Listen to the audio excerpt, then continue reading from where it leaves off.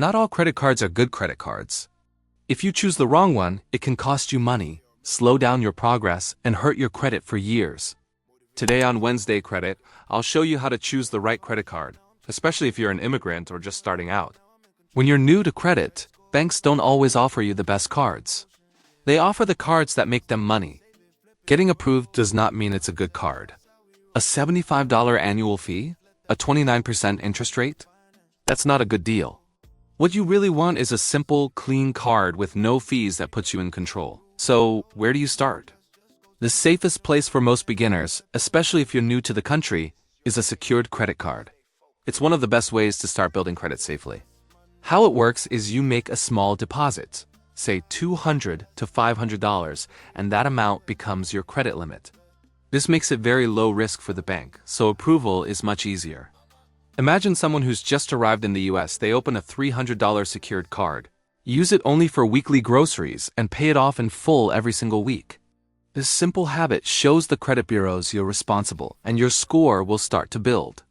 Just make sure the card reports to all 3 major credit bureaus. Another great option is a student or starter card. These are designed specifically for young adults who have little or no credit history. However, the credit limits are often low, and this is where you need to be careful. The interest rates can be very high. That's why the #1 rule with these cards is to never, ever carry a balance. Pay it off in full every single month, without exception. Once you've built up some credit history for 6 to 12 months, you can graduate to an unsecured credit card. These are the traditional cards you probably think of, with no deposit needed. Now, when you start getting offers for these, it's easy to get excited about high credit limits. But don't chase high limits, chase consistency.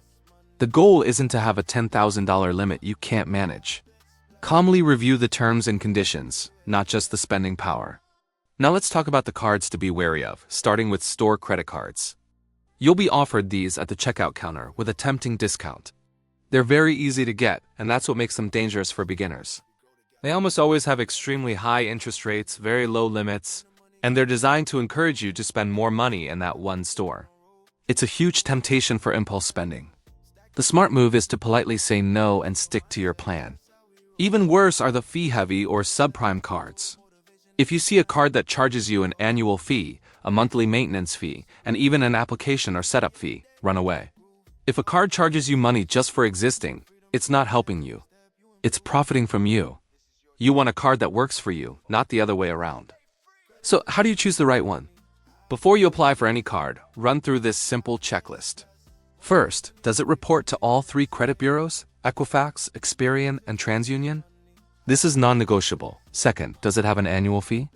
For your first card, the answer should be no. Third, does it have a low, manageable limit that prevents you from getting into trouble? And finally, the most important question, can I pay it in full every single month? The golden rule is simple.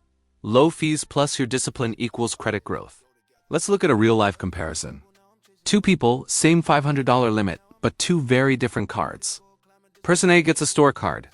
The high interest and constant promotions lead to impulse spending, and soon they're carrying a balance they can't pay off. They're building debt. Person B gets a secured card, uses it only for gas and groceries, and pays it off every week. They're building freedom. Remember, the best credit card isn't the one with the biggest limit or the flashiest rewards.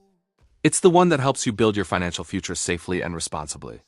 This is Payam, and it is Wednesday Credit. Thanks for watching. Follow for more tips every week. And comment the word card below if you'd like some beginner recommendations. Don't forget to share this with someone you know who's just starting their credit journey. See you next time.